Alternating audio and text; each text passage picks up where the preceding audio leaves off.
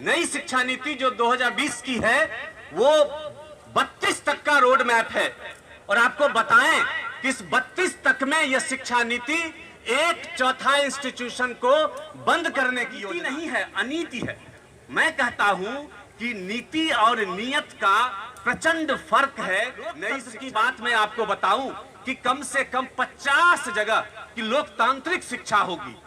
और नियत क्या है, ये ड्राफ्ट पास हो रहा था, एन वक्त उसी दिन शिक्षा मंत्री एक आईआईटी में जाकर के बोल रहे थे कि आप लोग शोध क्या करते हैं, आप लोगों को राम सेतु पर जाकर वाले जब शिक्षा बनाएंगे और कहेंगे कि हम वैज्ञानिक शिक्षा देंगे तो ये पाखंड है, ये छलावा है, ये ढोंग है। और मुझे छीनने के लिए कृषि नीति बनाई गई थी और आपसे, आप विद्यार्थियों से शिक्षा छीनने के लिए ये नई शिक्षा नीति है।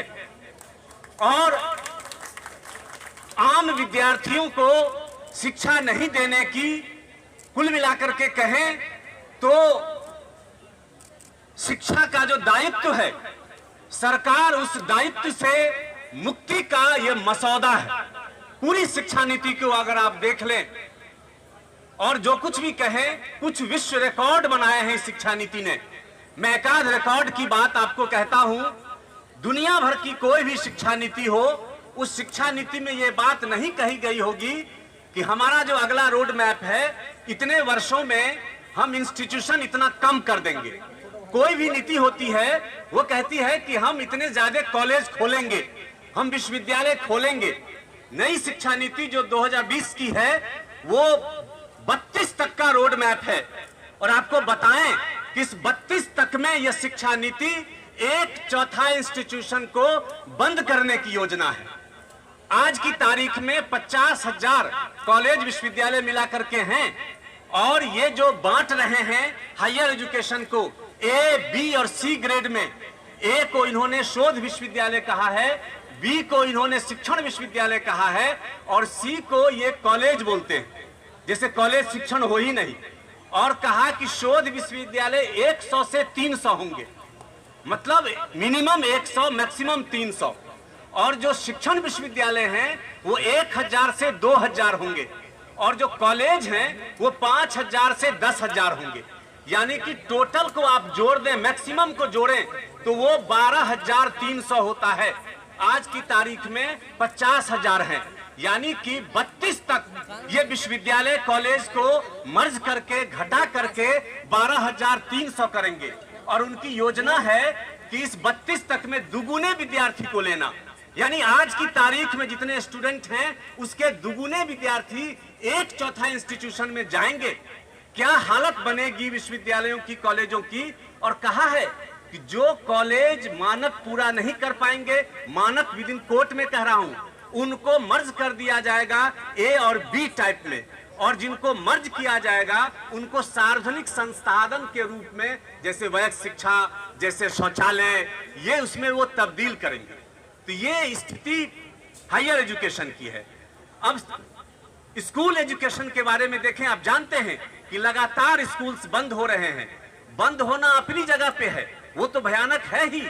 एक भयानक बात इसमें यह है कि ये हमारे, इनकी निगाह जो है वो पूरे देश के स्कूल के संसाधन पर है।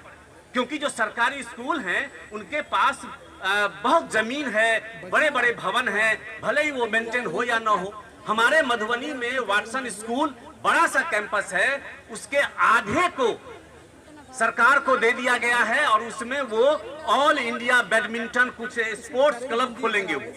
तो इस तरह से उसमें लिखा हुआ है कि जो स्कूल्स हैं उसके संसाधन नियरेस्ट उस शहर के प्राइवेट स्कूल को दिए जाएंगे। न सिर्फ संसाधन बल्कि ह्यूमन रिसोर्स संसाधन भी, शिक्षक भी, प्लेग्राउंड भी, प्रयोगशाला भी, ये सारी चीजें आधे समय में अपना स्कूल चलेंगे और आधे में हायर करके भाड़े पर दे देंगे वो प्राइवेट स्कूल को। अब आप समझ सकते हैं कि प्राइवेट स्कूल का टाई लगाया हुआ, अच्छे कपड़े लत्ते पहने हुए जब उसमें खेलने आएंगे, जब प्रयोगशाला में आएंगे, तो जो सरकारी स्कूल के बच्चे तो वैसे ही साइड हो जाएंगे। तो कहने का मतलब है कि धीरे धीरे कई स्तरों पर एक स्तरों पर बंद करने के लिए, और बंद करने की जो इनकी साइकोलॉजी है, जो लॉजिक है, वो अद्भुत है। वो लॉजिक जरा समझें। कहते हैं कि जहां बच्चे कम हैं उस स्कूल को हम बंद कर देंगे। भैया, भारत जो देश की जो ज्योग्राफी है उसमें कम ज्यादा का कोई मतलब ही नहीं है। हमारे यहाँ पहाड़ हैं, हमारे यहाँ बालू है, जंगल है, वहां स्वाभाविक है कि कम बच्चे होंगे। हमारी कोशिश होनी चाहिए कि जहां कम बच्चे हैं वहां हम बच्चे को लाएं। कोशिश हमारी ये नहीं होनी चाहिए कि जहां बच्चे कम हैं उस स्कूल को हम बंद कर दें।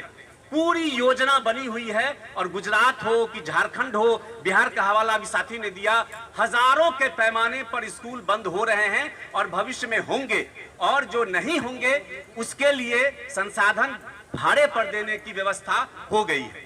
सही कहा अपूर्वानंद जी ने कि नीति नहीं है, अनीति है।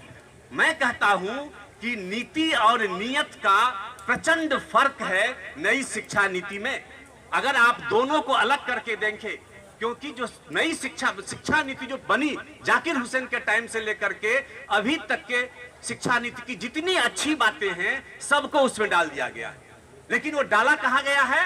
होना चाहिए, ये होना चाहिए, वो होना चाहिए। लेकिन आप जब उसको ठीक से पढ़ेंगे कि क्या करेंगे, उसमें यही सब करेंगे। 1/3 कॉलेज कर देंगे। ये लोकतंत्र की बात मैं आपको बताऊं कि कम से कम 50 जगह की लोकतांत्रिक शिक्षा होगी।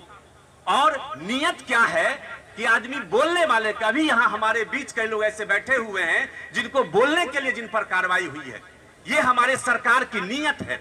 और नीति आप वहां देखेंगे, यहां तक कि उसमें लिखा हुआ है कि हम वैज्ञानिक टेम्परामेंट की शिक्षा देंगे। और यह भी लिखा है कि साइंस में ही नहीं देंगे, बल्कि हम सोशल साइंस में, साहित्य में भी हम साइंस, वैज्ञानिक प्रवृत्ति की शिक्षा देंगे। और हम, आप जानते हैं कि सरकार कितनी वैज्ञानिक रूप से सोचती है। जिस समय ये ड्राफ्ट पास हो रहा था, ऐन वक्त उसी दिन शिक्षा मंत्री एक IIT में जाकर के बोल रहे थे कि आप लोग शोध क्या करते हैं, आप लोगों को राम सेतु पर जाकर शोध करना चाहिए। ये हमारा टेम्परामेंट है। कोई कहता है जाकर के कि जो सूर है वो सर्जरी का केस है, कोई नारद को बता रहा है कि मीडिया का हमारा वहां शुरू है। इस तरह के सोच वाले जब शिक्षा बनाएंगे और कहेंगे कि हम वैज्ञानिक शिक्षा देंगे, तो ये पाखंड है, ये छलावा है, ये ढोंग है। और मुझे पूरा विश्वास है कि इस छलावे के खिलाफ आज आप जमा हुए हैं, और इसी तरह से अगर चलता रहा पूरे देश में यह आवाज पहुंचनी चाहिए। ये शिक्षा नीति सरकार के दायित्व मुक्ति का पत्र है ये, और पूरे देश के युवाओं को एकत्रित होना चाहिए, और ऐसी स्थिति कायम होनी चाहिए कि या तो ये सरकार जाए या ये शिक्षा नीति जाए। बहुत बहुत धन्यवाद।